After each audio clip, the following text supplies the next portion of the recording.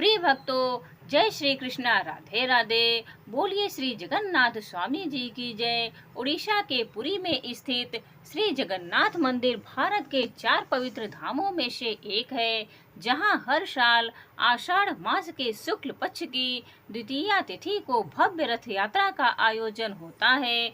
हिंदू धर्म में श्री जगन्नाथ रथ यात्रा का बहुत अधिक महत्व है। श्री जगन्नाथ मंदिर में भगवान जगन्नाथ जी विराजमान हैं। भगवान श्री जगन्नाथ जी भ्राता बालभद्र जी और बहन सुभद्रा जी के साथ विराजमान है।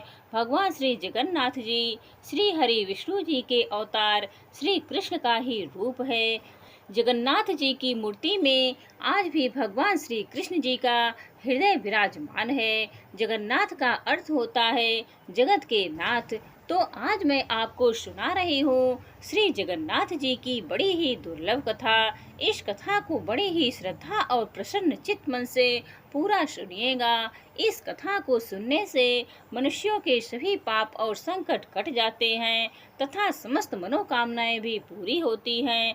किंतु एक बात का विशेष ध्यान रखिएगा, आधी अधूरी कथा को सुनने से पूर्ण फल प्राप्त नहीं होता। तो चलिए भगवान जगन्नाथ जी की कथा का रसपान करते हैं। प्रिय भक्तों, एक बार भगवान श्री कृष्ण सो रहे थे और निद्रावस्था में उनके मुख से श्री राधा जी का नाम निकला। पट रानियों को लगा कि वह प्रभु की इतनी सेवा करती हैं, परंतु प्रभु को सबसे ज्यादा राधा जी का ही स्मरण रहता है। रुक्मिणी जी एवं अन्य रानियों ने रोहिणी जी से राधा रानी व श्री कृष्ण के प्रेम व ब्रज लीलाओं का वर्णन करने की प्रार्थना की। माता ने कथा सुनाने की हामी तो भर दी, लेकिन यह भी कहा कि श्री कृष्ण व बलराम को इसकी भनक न लगे। तय हुआ कि सभी रानियों को रोहिणी जी एक गुप्त स्थान पर कथा सुनाएंगी, वहां कोई और न आए। इसके लिए सुभद्रा जी को पहरा देने के लिए मना लिया। सुभद्रा जी को आदेश दिया गया कि स्वयं श्री कृष्ण या बलराम भी आए तो उन्हें भी अंदर न आने देना। माता ने कथा सुनानी आरंभ की और सुभद्रा द्वार पर तैनात थी।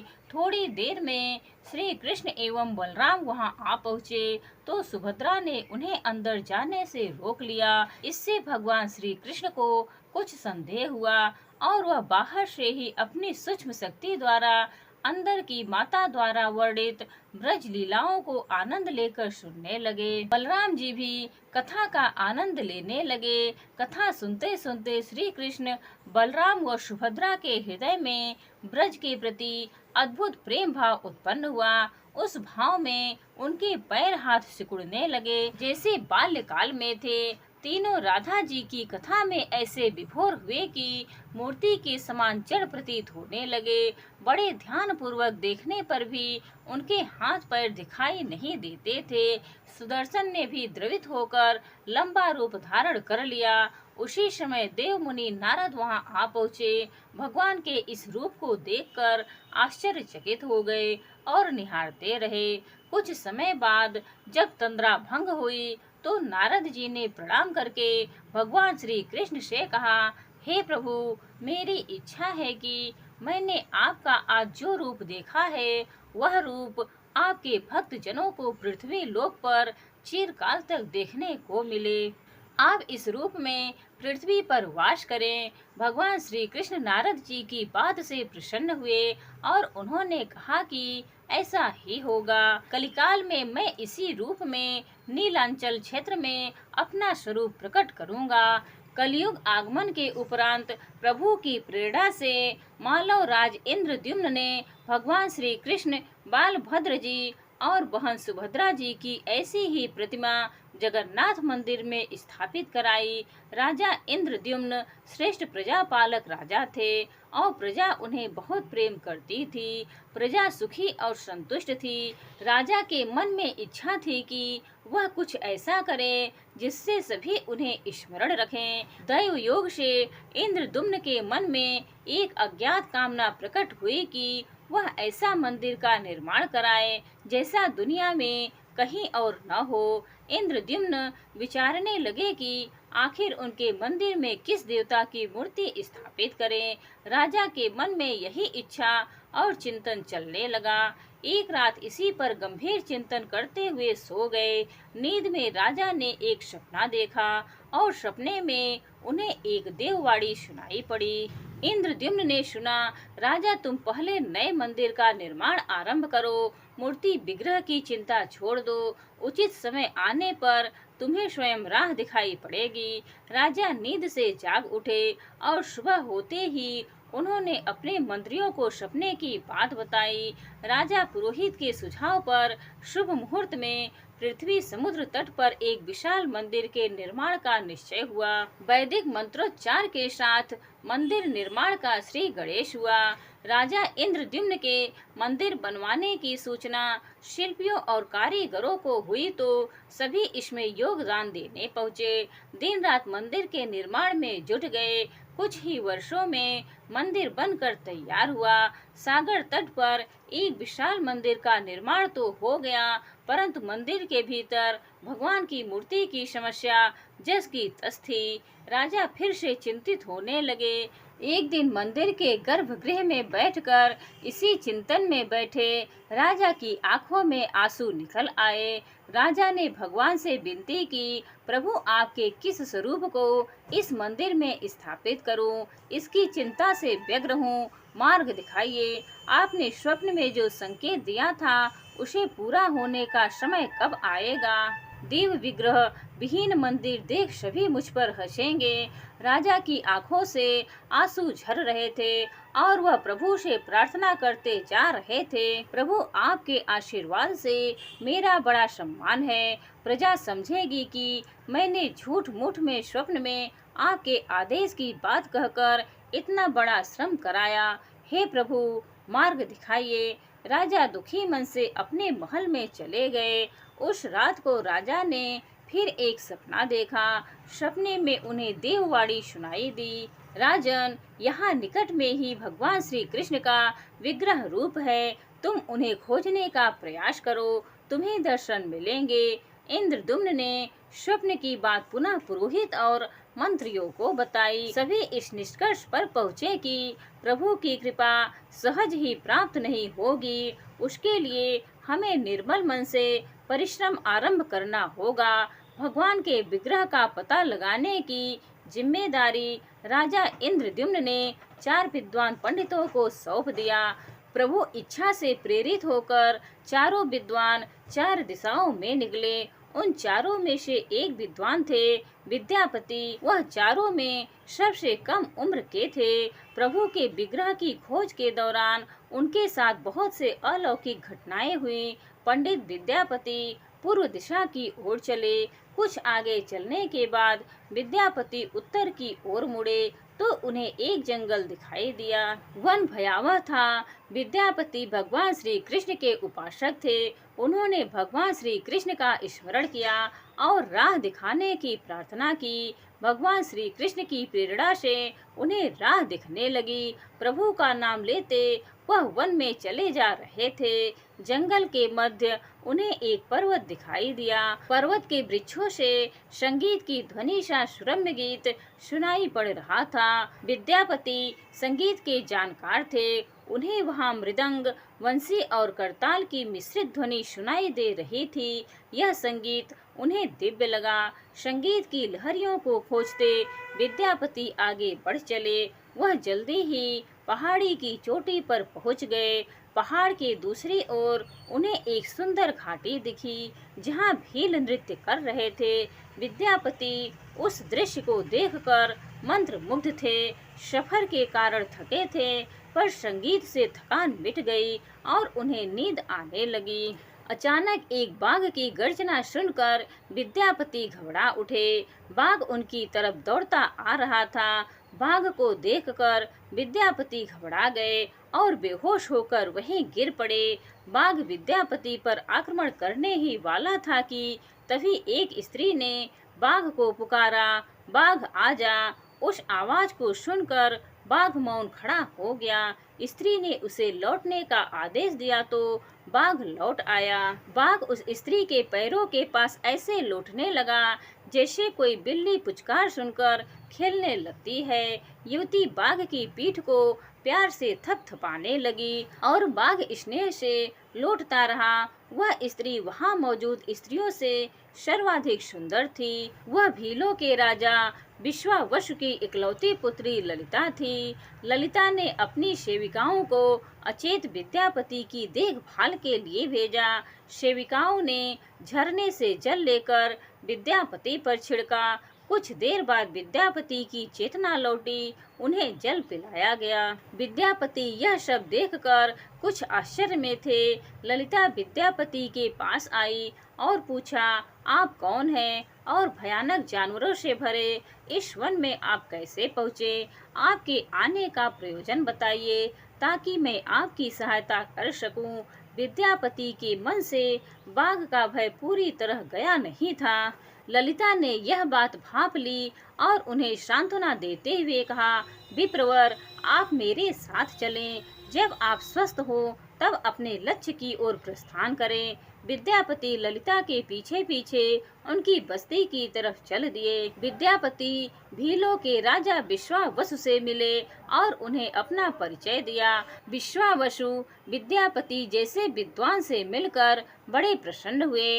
विश्वावसु के अनुरोध पर विद्यापति कुछ दिन वहां अतिथि बनकर रुके। वह भीलों को धर्म और ज्ञान का उपदेश देने लगे। उनके उपदेशों को विश्वावसु तथा ललिता बड़ी रुचि के साथ सुनते थे। ललिता के मन में विद्यापति के लिए अनुराग पैदा हो गया। विद्यापति ने भी भाप लिया कि ललिता जैसी सुंदरी को उससे प्रेम हो गया है। किंतु विद्यापति एक बड़े कार्य के लिए निकले थे। अचानक एक दिन विद्यापति बीमार हो गए। ललिता ने उनकी सेवा की। इससे विद्यापति के मन में भी ललिता के प्रति प्रेम भाव पैदा हो गया।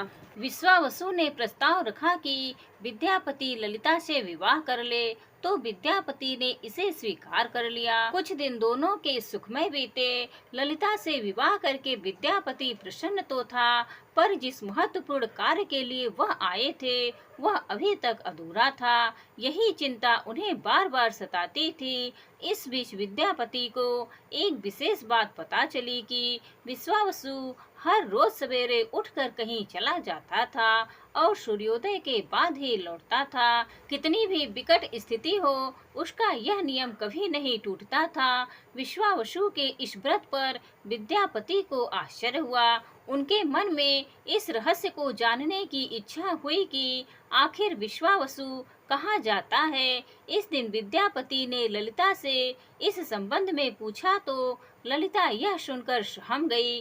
विद्यापति ने ललिता से अपने पिता द्वारा प्रतिदिन सुबह किसी अज्ञात स्थान पर जाने और सूर्योदय के पूर्व लौट आने का रहस्य पूछा। विश्वावसु का नियम किसी हाल में नहीं टूटता था, चाहे कितनी भी विकट परिस्थिति हो। ललिता के सामने धर्म संकट आ गया। वह पति की बात को ठुकरा नहीं सकती थी, लेकिन पति जो पूछ रहा था वह उसके वंश की गोपनीय परंपरा से जुड़ी बात थी, जिसे खोलना संभव नहीं था।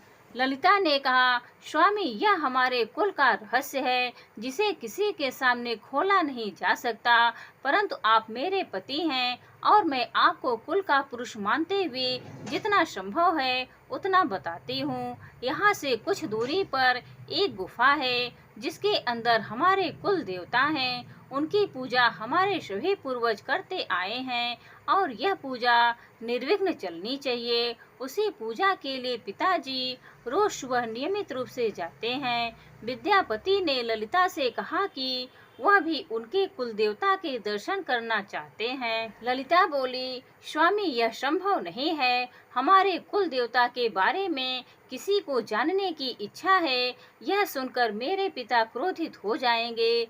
विद्यापति की उत्सुकता बढ़ रही थी और वह तरह तरह से ललिता को अपने प्रेम की शपथ देकर उसे मनाने लगे। आखिरकार ललिता ने कहा कि वह अपने पिताजी से विनती करेगी कि वह आपको देवता के दर्शन करा दें। ललिता ने पिता से सारी बात कही तो वह क्रोधित हो गए। ललिता ने जब यह कहा कि मैं आपकी इकलौती संतान हूँ, आपके बाद देवता के पूजा का दायित्व तो मेरा होगा, इसीलिए मेरे पति का यह अधिकार बनता है क्योंकि आगे उसे ही पूजना होगा। विश्वावसु इस तर्क के आगे झुक गए। वह बोले, गुफा के दर्शन किसी को तभी कराए जा सकते हैं जब वह भगवान की पूजा का दायित्व तो अपने हाथ में ले ले। विद्यापति ने दायित्व स्वीकार किया तो विश्वावसु देवता के दर्शन कराने को राजी हो गए। दूसरे दिन सूर्योदय से पूर्व विद्यापति की आंखों पर पट्टी बांधकर विश्वावसु उनका दाहिना हाथ पकड़कर गुफा की तरफ निकले। विद्यापति ने मुट्ठी में सरसों रख लिया था, जिसे रास्ते में गिराते हुए गए। गुफा के पास पहुंचकर विश्वावसु रुके और गुफा के पास पहुंच गए। विश्वावसु ने विद्यापति के आंखों की काली पट्टी खोल दी और उस गुफा में नीले रंग का प्रकाश चमक उठा। हाथों में मुरली लिए भगवान श्री कृष्ण का रूप विद्यापति को दिखाई दिया। विद्यापति आनंद मग्न हो गए और उन्होंने भगवान के दर्शन किए। दर्शन के बाद तो जैसे विद्यापति जाना ही नहीं चाहते थे, पर विश्वावसु ने लौटने का आदेश दिया और फिर उनकी आंखों पर पट्टी बांधी और दोनों लौट पड़े। लौटने पर ललिता ने विद्यापति से पूछा तो विद्यापति ने गुफा में दिखे अलौकिक दृश्य के बारे में पत्नी को बताना भी उसने उचित नहीं समझा। वह उनकी बात को टाल गए। विद्यापति को यह तो जानकारी हो चुकी थी कि विश्वावसु श्री कृष्ण की मूर्ति की पूजा करते हैं। विद्यापति को आभास हो गया कि महाराज ने स्वप्न में जिस प्रभु विग्रह के बारे में देववाणी सुनी थी वह इसी मूर्ति के बारे में थी। विद्यापति विचार करने लगे कि किसी तरह इस मूर्ति को लेकर राजधानी पहुंचना होगा। वह एक तरफ तो गुफा से मूर्ति को लेकर जाने की सोच रहे थे, तो वहीं दूसरी तरफ भीलराज और पत्नी के साथ विश्वासघात के विचार से उनका मन व्यथित हो रहा था। विद्यापति धर्म अधर्म के बारे में सोचते रहे। फिर विचार आया कि यदि विश्वावसु ने सचमुच उस पर विश्वास किया होता तो आंखों पर पट्टी बांधकर गुफा तक नहीं ले जाता, इसीलिए उसके साथ विश्वासघात का प्रश्न ही नहीं उठता। उसने गुफा से मूर्ति चुराने का मन बना लिया। विद्यापति ने ललिता से कहा कि वह अपने माता पिता के दर्शन करने के लिए जाना चाहता है। वे उसे लेकर परेशान होंगे। ललिता भी साथ चलने को तैयार हुई, तो विद्यापति ने यह कहकर समझा लिया कि वह शीघ्र ही लौटेगा तो उसे भी लेकर जाएगा। ललिता मान गई। विश्वावसु ने उसके लिए घोड़े का प्रबंध किया। अब तक सरसों के दाने से पौधे निकल आए थे। उनको देखता विद्यापति गुफा तक पहुंच गया। उसने भगवान की स्तुति की और क्षमा प्रार्थना के बाद उनकी मूर्ति उठाकर झोले में रख ली। शाम तक वह राजधानी पहुंच गया और सीधा राजा के पास गया। उसने दिव्य प्रतिमा राजा को सौंप दी और पूरी कहानी सुनाई। राजा ने बताया कि उसने कल एक सपना देखा कि सुबह सागर में एक कुंदा बहकर आएगा। उस कुंदे को नक्काशी करवाकर भगवान की मूर्ति बनवा लेना, जिसका अंश तुम्हें प्राप्त होने वाला है। वह भगवान श्री विष्णु का स्वरूप होगा। तुम जिस मूर्ति को लाए हो वह भी भगवान विष्णु का अंश है। दोनों आश्वस्त थे कि उनकी तलाश पूरी हो गई है। राजा ने कहा कि जब भगवान द्वारा भेजी लकड़ी से हम इस प्रतिमा का बड़ा स्वरूप बनवा लेंगे, तब तुम अपने ससुर से मिलकर उन्हें मूर्ति वापस कर देना। उनके कुल देवता का इतना बड़ा विग्रह एक भव्य मंदिर में स्थापित देखकर उन्हें खुशी ही होगी। दूसरे दिन सूर्योदय से पूर्व राजा विद्यापति तथा मंत्रियों को लेकर सागर तट पर पहुंचा। स्वप्न के अनुसार एक बड़ा कुंदा पानी में बहकर आ रहा था। सभी उसे देखकर प्रसन्न हुए। कई नावों पर बैठकर राजा के सेवक उस कुंदे को खींचने पहुँचे। मोटी मोटी रस्सियों से कुंदे को बांधकर खींचा जाने लगा, लेकिन कुंदा टस से मस नहीं हुआ। और लोग भेजे गए, लेकिन सैकड़ों लोग और नावों का प्रयोग करने पर भी कुंदे को हिलाया तक नहीं जा सका। राजा का मन उदास हो गया। सेनापति ने एक लंबी सेना कुंदे को खींचने के लिए भेज दी। सारे सागर में सैनिक ही सैनिक नजर आने लगे, लेकिन सभी मिलकर कुंदे को अपने स्थान से हिला तक न सके। सुबह से रात हो गई। अचानक राजा ने काम रोकने का आदेश दिया। उसने विद्यापति को अकेले में ले जाकर कहा कि वह समस्या का कारण जान गया है। राजा के चेहरे पर संतोष के भाव थे। राजा ने विद्यापति को गोपनीय रूप से कहीं चलने की बात कही। राजा इंद्रद्युम्न ने कहा कि अब भगवान का विग्रह बन जाएगा, बस एक काम करना होगा। राजा इंद्रद्युम्न को भगवान की प्रेरणा से समझ में आने लगा कि आखिर प्रभु के विग्रह के लिए जो लकड़ी का कुंदा पानी में बहकर आया है वह हिलडुल भी क्यों नहीं रहा है। राजा ने विद्यापति को बुलाया और कहा, तुम जिस दिव्य मूर्ति को अपने साथ लाए हो उसकी अब तक जो पूजा करता आया था उससे तुरंत भेंट करके क्षमा मांगनी होगी। बिना उसके स्पर्श किए यह कुंदा आगे नहीं बढ़ सकेगा।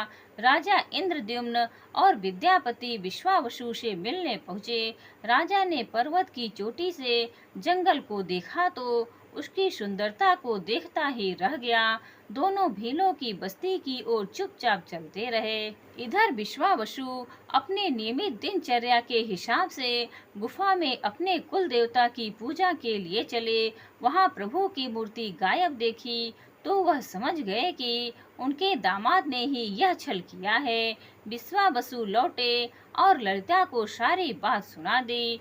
विश्वावसु पीड़ा से भरा घर के आंगन में पछाड़ खाकर गिर गए। ललिता अपने पति द्वारा किए गए विश्वासघात से दुखी थी और स्वयं को इसका कारण मान रही थी। पिता पुत्री दिन भर विलाप करते रहे। उन दोनों ने अन्न का एक दाना भी न छुआ। अगली सुबह विश्वावसु उठे और सदा की तरह अपनी दिनचर्या का पालन करते हुए गुफा की तरफ बढ़ निकले। वह जानते थे कि प्रभु का विग्रह वहाँ नहीं है, फिर भी उनके पैर गुफा की ओर खींचे चले जाते थे। विश्वावसु के पीछे ललिता और रिश्तेदार भी चले। विश्वावसु गुफा के भीतर पहुँचे जहाँ भगवान की मूर्ति होती थी। उस चट्टान के पास हाथ जोड़कर खड़े रहे, फिर उस ऊंची चट्टान पर गिर गए और विलख विलख कर रोने लगे। उसके पीछे प्रजा भी रो रही थी। एक भील युवक भागता हुआ गुफा के पास आया और बताया कि उसने महाराज और उसके साथ विद्यापति को बस्ती की ओर से आते देखा है। यह सुनकर सब चौंक उठे। विश्वावसु राजा के स्वागत में गुफा से बाहर आए, लेकिन उनकी आंखों में आंसू थे। राजा इंद्रद्युम्न विश्वावसु के पास आए और उन्हें अपने हृदय से लगा लिया। राजा बोले, भीलराज, तुम्हारे कुल देवता की प्रतिमा का चोर तुम्हारा दामाद नहीं, मैं हूँ। उसने तो अपने महाराज के आदेश का पालन किया है। यह सुनकर सब चौंक उठे। विश्वावसु ने राजा को आसन दिया। राजा ने उस विश्वावसु को शुरू से अंत तक पूरी बात बताकर कहा कि आखिर क्यों यह सब करना पड़ा। फिर राजा ने उनसे अपने स्वप्न और फिर जगन्नाथपुरी में सागर तट पर मंदिर निर्माण की बात कह सुनाई। राजा ने विश्वावसु से प्रार्थना की और बोले, हे भील सरदार विश्वावसु, कई पीढ़ियों से आपके वंश के लोग भगवान की मूर्ति को पूजते आए हैं। भगवान के उस विग्रह के दर्शन सभी को मिले, इसके लिए आपकी सहायता चाहिए। ईश्वर द्वारा भेजे गए लकड़ी के कुंदे से बनी मूर्ति के भीतर हम इस दिव्य मूर्ति को सुरक्षित रखना चाहते हैं। अपने कुल की प्रतिमा को पुरी के मंदिर में स्थापित करने की अनुमति दो। उस कुंदे को तुम स्पर्श करोगे तभी वह हिलेगा। विश्वावसु राजी हो गए। राजा सपरिवार विश्वावसु को लेकर सागर तट पर पहुँचे। विश्वावसु ने कुंदे को छुआ तो छूते ही कुंदा अपने आप तैरता हुआ किनारे पर आ लगा। राजा के सेवकों ने उस कुंदे को राजमहल में पहुंचा दिया। अगले दिन मूर्तिकारों और शिल्पियों को राजा ने बुलाकर मंत्रणा की कि आखिर इस कुंदे से कौन सी देव मूर्ति बनाना शुभदायक होगा। मूर्तिकारों ने कह दिया कि वे पत्थर की मूर्तियां बनाना तो जानते हैं, लेकिन लकड़ी की मूर्ति बनाने का उन्हें ज्ञान नहीं है। एक नए विघ्न के पैदा होने से राजा फिर चिंतित हो गए। उसी समय वहां एक बूढ़ा आदमी आया उसने राजा से कहा, हे राजन, इस मंदिर में आप भगवान श्री कृष्ण को उनके भाई बलभद्र तथा बहन सुभद्रा के साथ विराजमान करें। इस दैव योग का यही संकेत है। राजा को उस बूढ़े व्यक्ति की बात से सांत्वना तो मिली, लेकिन समस्या यह थी कि आखिर मूर्ति कैसे बनेगी। उस बूढ़े ने कहा कि मैं इस कला में कुशल हूँ, मैं इस पवित्र कार्य को पूरा करूँगा और मूर्तियाँ बनाऊँगा, पर मेरी एक शर्त है। राजा प्रसन्न हो गए और उनकी शर्त पूछी। बूढ़े शिल्पकार ने कहा, मैं भगवान की मूर्ति के निर्माण का काम एकांत में करूँगा। मैं यह काम बंद कमरे में करूँगा। कार्य पूरा करने के बाद मैं स्वयं दरवाजा खोलकर बाहर आऊँगा। इस बीच कोई मुझे नहीं बुलाएगा। राजा सहमत तो थे, लेकिन उन्हें एक चिंता हुई और बोले, यदि कोई आपके पास नहीं आएगा तो ऐसी हालत में आपके खाने पीने की व्यवस्था कैसे होगी। शिल्पी ने कहा, जब तक मेरा काम पूर्ण नहीं होता मैं कुछ खाता पीता नहीं हूँ। राज मंदिर के एक विशाल कक्ष में उस बूढ़े शिल्पी ने स्वयं को 21 दिनों के लिए बंद कर लिया और काम शुरू कर दिया। भीतर से आवाजें आती थी। महारानी गुंडीचा देवी दरवाजे से कान लगाकर अक्सर छेनी हथौड़े के चलने की आवाजें सुना करती थी। महारानी रोज की तरह कमरे के दरवाजे से कान लगाए खड़ी थी। 15 दिन बीते थे कि उन्हें कमरे से आवाज सुनाई पड़नी बंद हो गई। जब मूर्तिकार के काम करने की कोई आवाज सुनाई नहीं पड़ी तो रानी चिंतित हो गई। उन्हें लगा कि वृद्ध आदमी है, खाता पीता भी नहीं, कहीं उसके साथ कुछ अनिष्ट न हो गया हो। व्याकुल होकर रानी ने दरवाजे को धक्का देकर खोला और भीतर झांक कर देखा। महारानी गुंडीचा देवी ने इस तरह मूर्तिकार को दिया हुआ वचन भंग कर दिया था। मूर्तिकार अभी मूर्तियां बना रहा था, परंतु रानी को देखते ही वह अदृश्य हो गए। मूर्ति निर्माण का कार्य अभी तक पूरा नहीं हुआ था। हाथ पैर का निर्माण पूर्ण नहीं हुआ था। वृद्ध शिल्पकार के रूप में स्वयं देवताओं के शिल्पी भगवान विश्वकर्मा आए थे।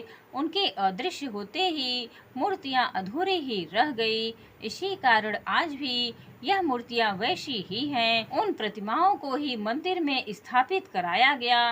कहते हैं विश्वावसु संभवतः उस जरा बहेलिये का वंशज था जिसने अनजाने में भगवान कृष्ण की हत्या कर दी थी। विश्वावसु शायद भगवान श्री कृष्ण के पवित्र अवशेषों की पूजा करता था। ये अवशेष मूर्तियों में छिपा कर रखे गए थे। विद्यापति और ललिता के वंशज, जिन्हें दैत्यपति कहते हैं, उनका परिवार ही यहाँ अब तक पूजा करता है। जय श्री जगन्नाथ, जय श्री कृष्ण। प्रिय भक्तों, उम्मीद है आज की यह कहानी आप सभी को पसंद आई होगी। राधे राधे।